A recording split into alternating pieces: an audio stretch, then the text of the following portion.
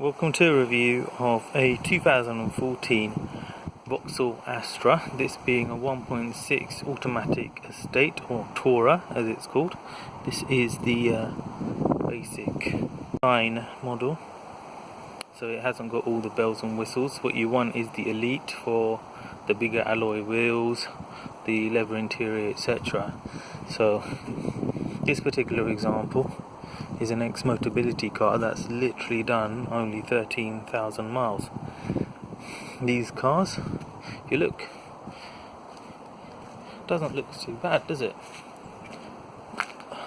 A very good improvement on the previous model. The previous model a little bit more squarer, sharper. This has gone for the more smoother lines.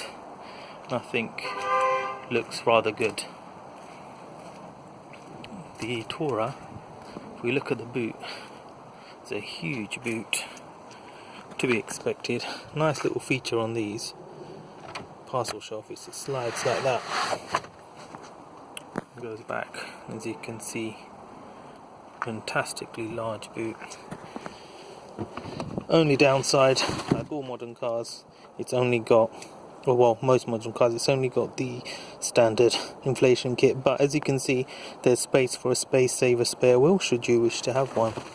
So at least the option's there. Let me just put this back. And in terms of little gubbins, there's some storage in the back here, and some hooks for your shopping. And the seats fold down more or less flat, so you get a nice flat load bay for all your DIY jobs. And handily, for short people like me especially, got these grab handles here on either side if you're left or right handed. Closes with a nice quality thud. Looking at the back, it's not the roomiest car in the world in terms of leg room. I'm 5'8", 5'6", I'm afraid. I wish I was 5'8", and as you can see, got decent enough leg room there. But I have got this front seat forward a bit more, and this, as you can see, on this side, if I go across, it's a bit of a tight squeeze in terms of knee space, but head space is perfectly fine. It's nice high roof line. Can't get my words out this today. But being an estate, so the roof is very much straight, so it helps in that regard. So 6-footers will be fine here for headroom, but not so for leg room. And if you're in the middle, there's a bit of a hump there, and either side the footwells aren't the biggest in the world, and you've got these runners in the way as well, so you're gonna have to get friendly with your passengers. This is what annoys me on a modern car. Look, this car isn't relatively cheap, but this day and age you'd expect at least to have like electric rear windows for this level of car. But at least it's got a good thud to it. Still, the door doesn't feel as solid as what a VW would. Right, looking at the interior. Excuse me while I close the door. Too much wind noise. I really like this instrument binnacle area. It looks nice and sporty with a silver accents. Looks really nice. I like that. This bit, it's a bit too many buttons, but the buttons they do have, has a good quality feel to it, and I love these little silver accents, so it does break it up nicely. So personal preferences really. And obviously this one doesn't have the sat nav. The unit that does have the sat nav will have a bigger screen, so it just fills this whole gap here. So this bit goes down a bit, and you'll get a bigger screen on here for your sat nav. And here I've got the cheap plastics here. They scratch very easily, but around here it's nice and soft on the top, on here, and then as we go down,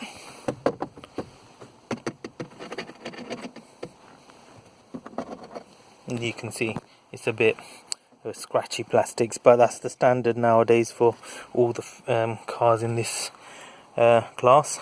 Now, this being the design spec, it doesn't have the armrest, so I've got nowhere to put my arm there.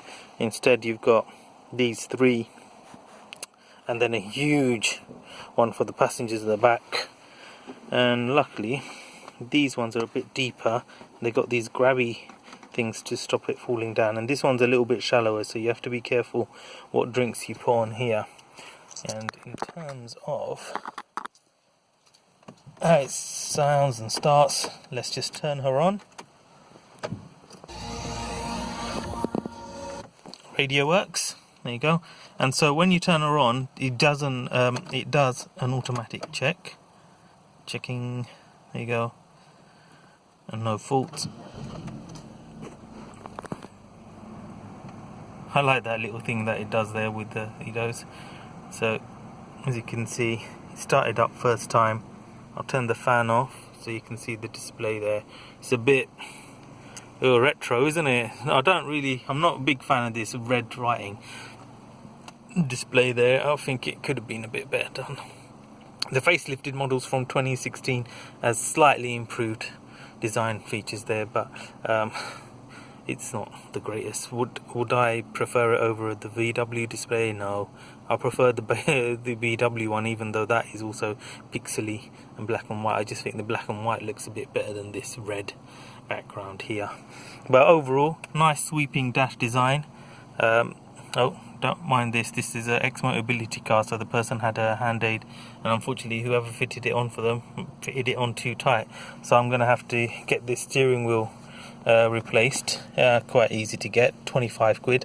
And there comes the positives of buying something like this Vauxhall, that there's plenty about and the parts are relatively cheap. So £20 for a nearly new second-hand steering wheel. This has the electric mirrors, electric front windows only, air conditioning, everything's there. Everything's working as it should for something with 13,000 miles and full main dealer service history. Now, a little interesting thing, if you get something like this 14 plate, and I believe it was the 13 plate and up to 2015, Vauxhall were offering a lifetime warranty. So if you can pick one of these up, keep them maintained at Vauxhall. So this particular car has a full Vauxhall main dealer history, and they'll give a lifetime warranty on the vehicle. I think on the spec sheet it says 900 months, something strange like that, but it's a fantastic warranty. Obviously it was short-lived. They didn't offer it for that long. I think it was only for 18 months odd. Let me just show you the engine.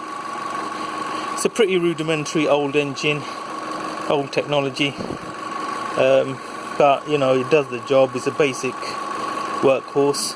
Things to look out for are the seepage of oil from here around the gaskets, and also the automatic gearbox isn't the most robust in the world, so you have to make sure you check that. This one's all been checked out, and make sure you get the regular service done on it. So it's about £120 to get the gearbox oil done, and it should do it. Loads of people scrimp on it, and it's false economy. Do that, and this gearbox actually lasts quite a long time. Not obviously as robust as your equivalent Toyotas, but common faults of these are that, and also head gasket issues. So overall, not the most robust of cars, but it's in line with reliability of similar cars like the Focus, the Golf, etc. And you've got the added bonus of it being a low cost in terms of maintenance for parts and materials. And if you get something like this, which is the 64 plate, I think it was from 2013 to 2015, if you get those Vauxhalls and keep them maintained at the main dealer, just to be on the safe side, you get full lifetime warranty. So even if the engine or gearbox does go, they'll cover it for you. Lifetime warranty, or 100,000 miles I should add. So in summary, what are the positives? It's cheap, it looks nice, it's very spacious, especially in this touring mode, and yeah, it's cheap to insure, and it's relatively sprightly for what it is. Obviously no sports model, and it's comfortable in terms of the suspension setup. The only things I would say is that obviously the rear leg room, not the greatest in the world if you're a tall person, but if you're someone like 5'6" like me, then you should be okay. And one thing I would mention is that the seats in these basic spec, the bolsters are just, the seat base here is just not long enough. So when you're on a long journey, it's just, I don't get enough under thigh support, and I'm not the tallest guy in the world. So imagine if you're one of the taller 6-footers, you just do not get enough thigh support. But this is rectified by if you get the the Elite model, which gets the sports bolstered leather seats that have the extension part here. Or if you get the SRI that has the cloth sports seats that have the extension bit there. So if you are taller and you need, or you're a bigger size, then I would definitely recommend you get SRI or the Elite model, or at least make sure the sports seats are fitted on them, because these standard seats, they're comfortable just for short journeys, but they're not very supportive, and you'll get tired on long journeys, in my opinion. I just find it very hard to find a comfortable seating position in these. But other than that, it's an insulated ride, usual average reliability, and not obviously was it more reliable than the Toyota on the Honda or the Kias and the Hyundais? No, but it's the same reliability as the Ford Focus, the Golf, etc. But obviously it doesn't have the luxury feel or weighted feel of the Golf of that age. But it's very much on a par with the Ford Focus, just a little bit more mundane in terms of driving. But then for these sort of cars, they're family cars going A to B. You're not looking for, exciting drives. If you were, you wouldn't be getting these family cars, would you? Well, that's my personal opinion anyway. But yeah, was this recommended? If you want something cheap and cheerful, yeah. And if you can get one of these with the lifetime warranty, then I definitely would recommend it. It comes in a lot cheaper than the equivalent Auris or the Golf. So for example, this particular car will be priced up at around £7,000 because it's so low miles. But if that was the same Golf, you're looking at the Golf being priced up at say 8.5, so you're looking like £1,000 difference or £1,500 difference. But in terms of this Astra, the one to go for, I would say, is the Elite spec that has the leather. Obviously this one has the front and rear sensors on it, but it has the proper seats that you need for ultimate comfort. The seats on the lower specs are just not supportive enough. So if you do get the Astras, I would say get the Elite, pay the extra for the Elite. The Elites are about £500 to £800 more. So something like this, if it was the Elite spec, would have been nearer £8,000. So yeah, so about an extra £800 to £1,000 more than what this is being priced up at.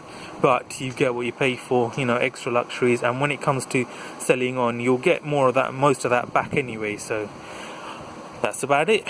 I hope this helped everyone. Please do like and subscribe, and look out for new videos coming up shortly. Take care. Bye bye.